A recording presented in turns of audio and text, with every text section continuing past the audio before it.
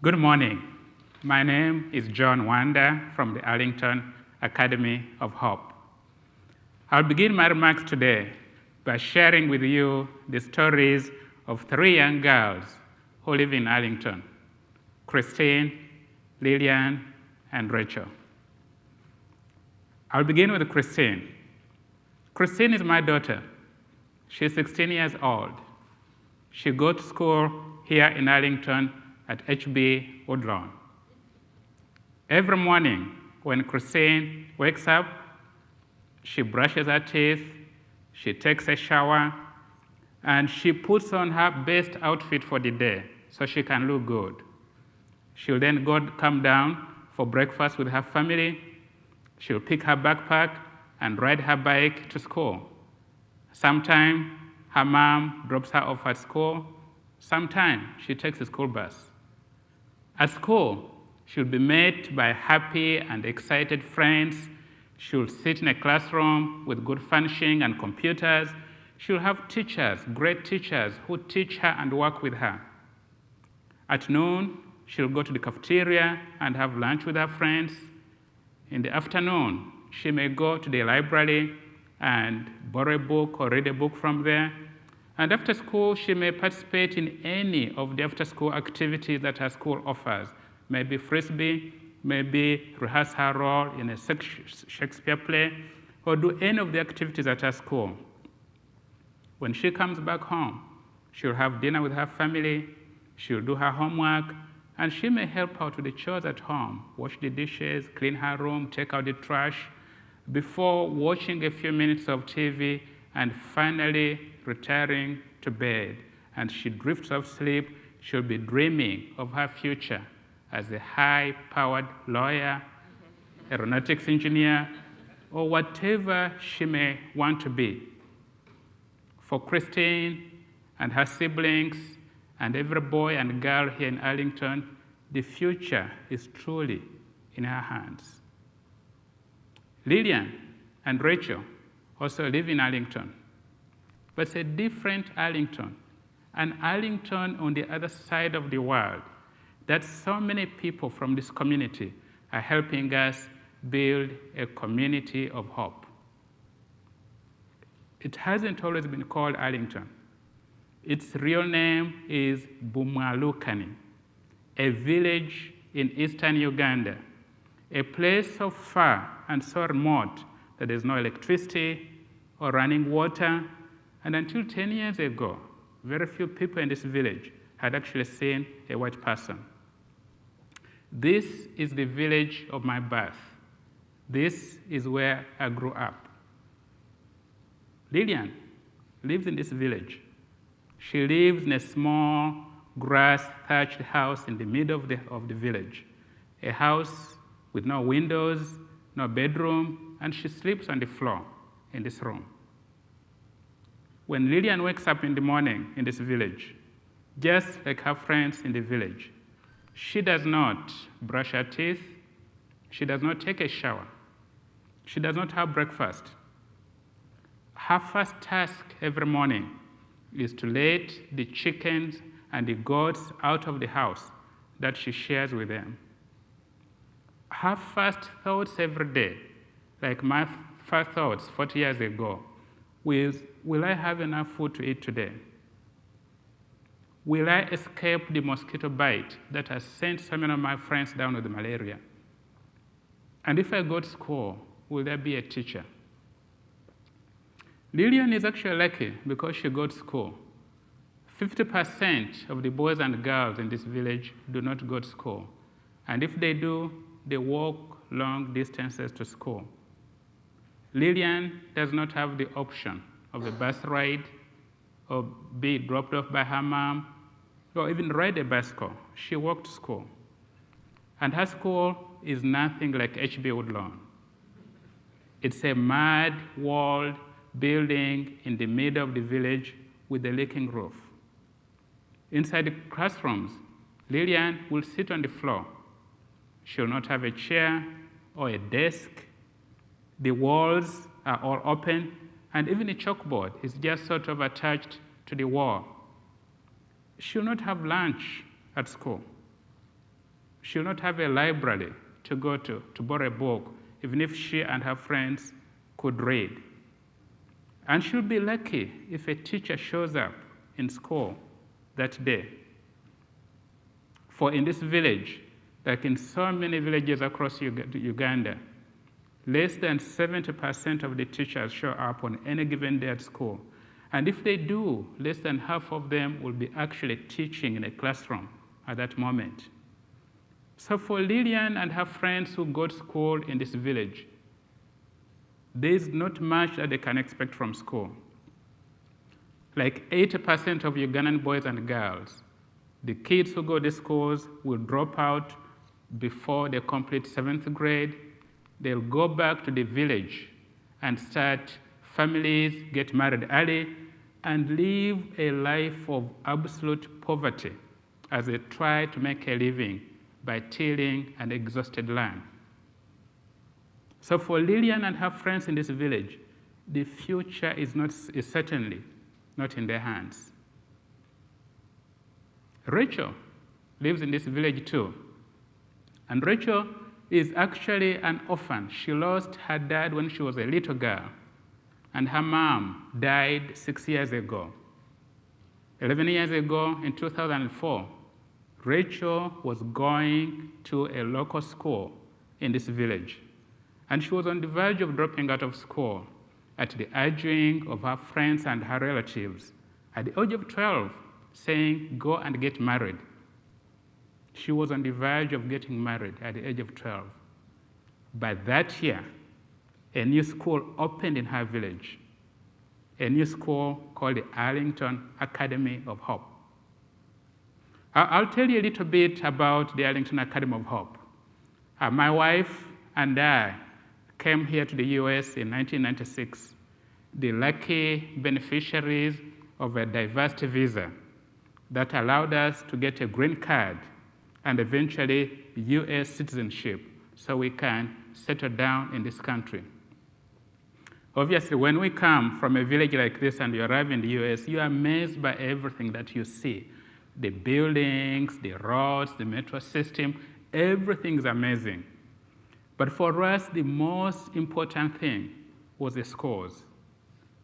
When we took our son to Arlington Traditional School, we were expecting to find a classroom with 100 kids, just like our schools in Uganda. We found 22. We thought we'd find kids sitting on the floor, just like our kids in Uganda. These kids here were sitting on nice chairs and desks. Their work was displayed on the walls around the classroom. They had teachers in every class, and the kids were excited and playing, and at recess, they went out to nice playgrounds and were running about. At noon, they went to a cafeteria and had lunch. They had a library, they could borrow books. And most amazing was how the teachers were responding to the students. They were running with them, they were playing with them. And we said to ourselves, my God, this is how school should be.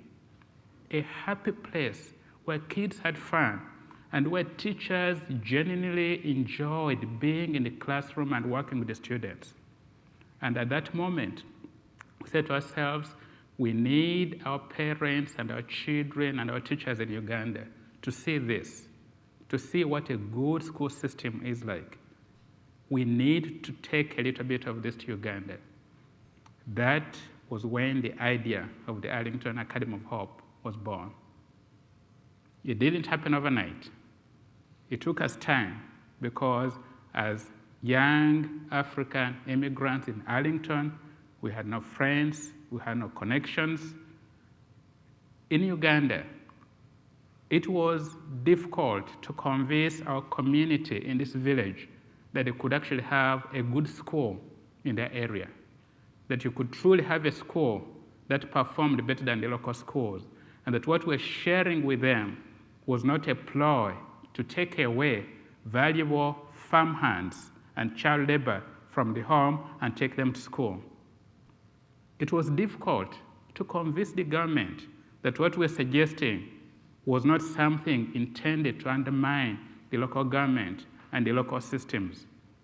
It was difficult to convince the teachers that they could truly come to school every day at no additional pay and actually teach the kids. And so we had to work hard with the community, with the government, with the teachers, sharing the idea, overcoming their challenges until eventually they said, yes, we would like to do this. And over time, they donated land, they promised to provide labor so we could build a new school in their village. Back in the US, we were just young people with a young family trying to make ends meet. But we said we are going to try to raise money to build a school. The idea was just too powerful.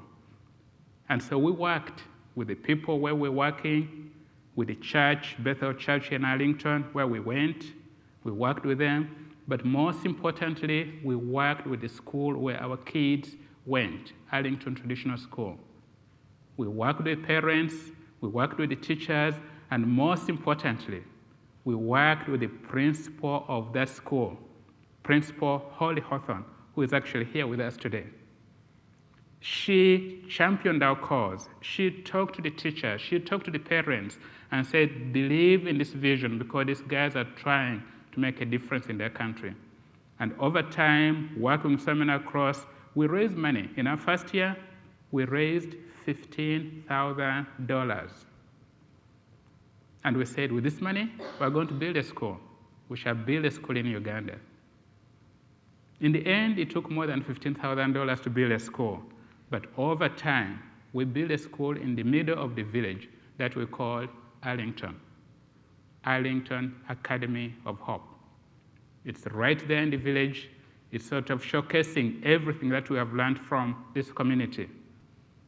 Rachel was one of the first students who were admitted into the school. And the following year, when Holly Hawthorne, the principal of Arlington Traditional School, and her husband, Dean, visited Uganda, Rachel was among the first students who met with them, and both Holly and Dean fell in love with this beautiful girl. They embraced her and loved her. Rachel and her friends who came to this school, we made sure that every kid who comes to this school gets a uniform so they look good when they come to school, and gets a shoe. For the first time, the kids in this village could wear a shoe to school. We made sure that when these kids come to our school, they have a mid-morning meal and a lunch, because we knew a lot of these kids leave home before they eat at all. We gave them books to read and taught them in English so they could read the books that we're providing them.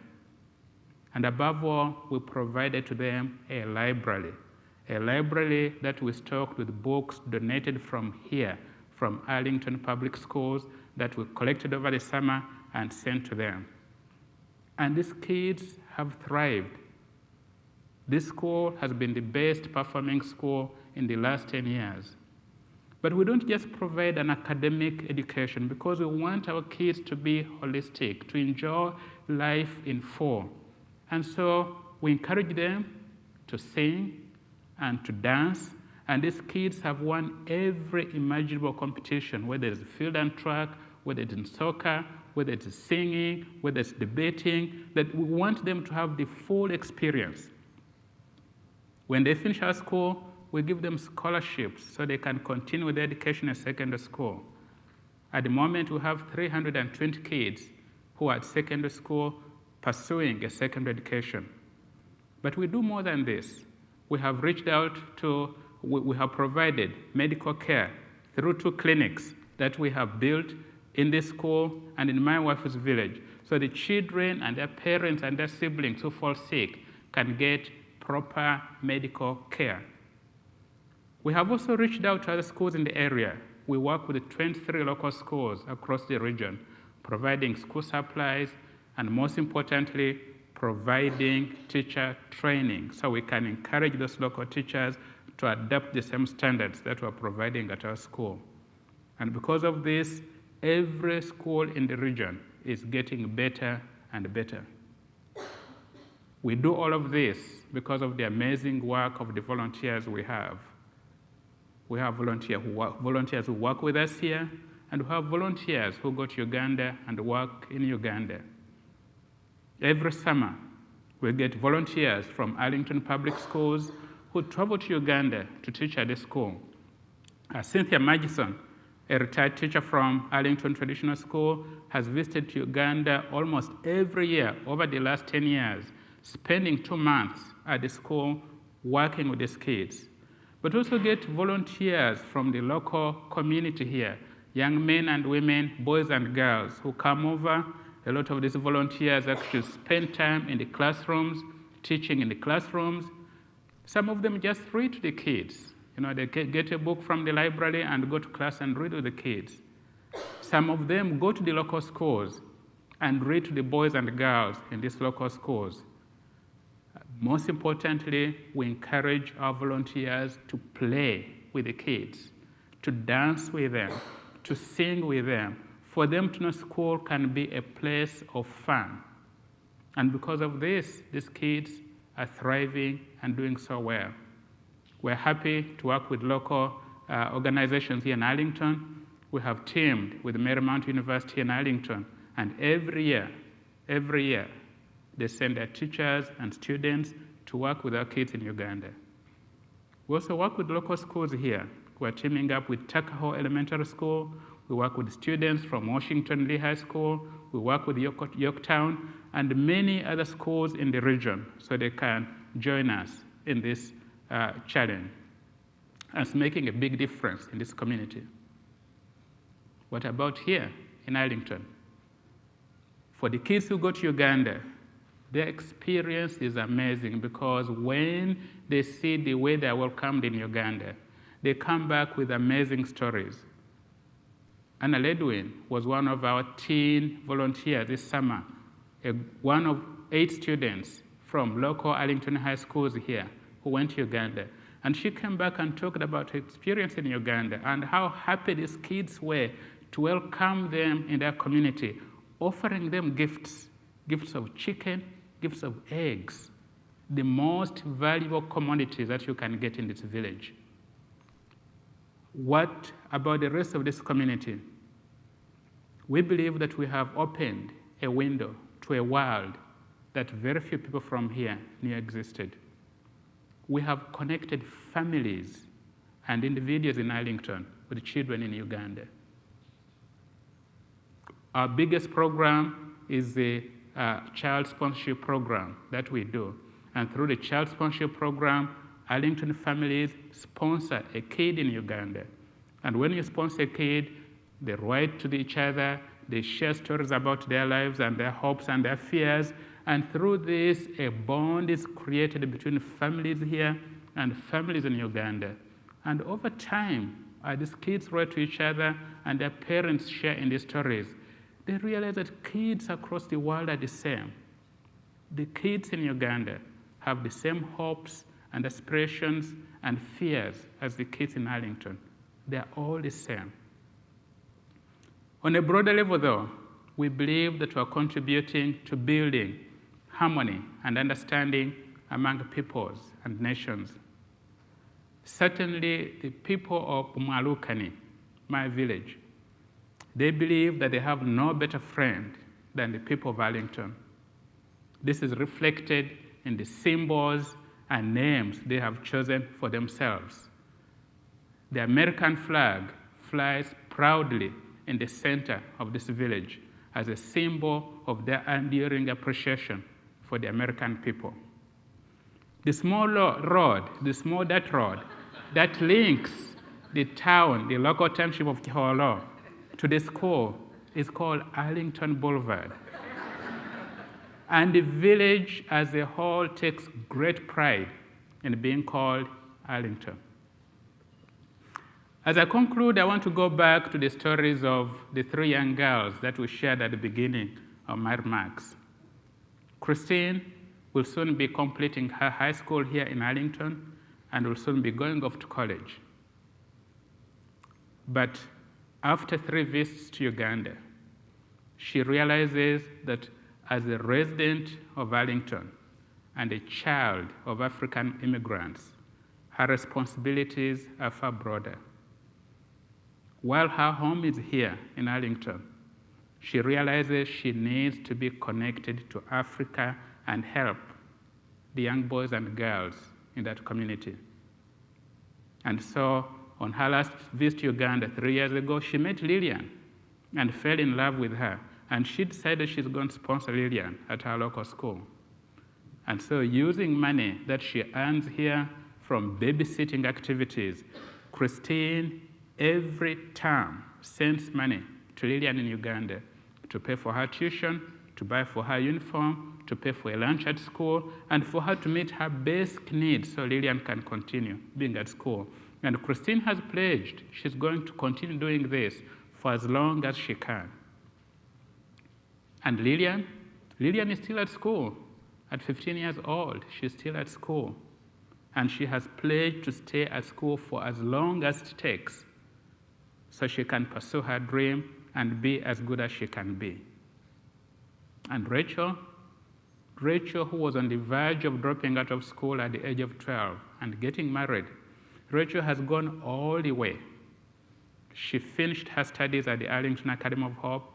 She finished her studies at the secondary school that we sent her to, and is currently at university, a third-year student pursuing a degree in business administration. Rachel is one of 75 students who have gone through the Arlington Academy of Hope and now are either at university or vocational school, pursuing careers that will help them change their village and their community. Rachel's story is only possible because an Arlington family believed in her and supported her. Hundreds of other kids in Uganda are having their dreams realized because of the support that they get from Arlington families. And Rachel is an example of what can happen when individuals and communities team together with little boys and girls across the world, share their dreams, and help them turn those dreams into reality. It's individuals like you who can help change the world. It doesn't matter what your status in life is, what your station in life is. You don't have to be an Oprah Winfrey to change the world. At the Arlington Academy of Hope, we have had little kids in elementary school, who sell lemonade on bike routes during the summer so they can raise money for a child at the Arlington Academy of Hope. We have had kids who have gone to their parents and say, this year I don't want a birthday party. Instead, I want donations to be made in my name to help a kid in Uganda. And of course, we have seen these young people, fresh out of college, without an income, without a job, volunteer to go to Uganda and spend a month or two working at the school or working at the clinic or in the community. These are the real heroes. These are the people who are making our world a better place. And you too can do the same. You are the future that the world needs. You are the creators of a better tomorrow. Thank you very much.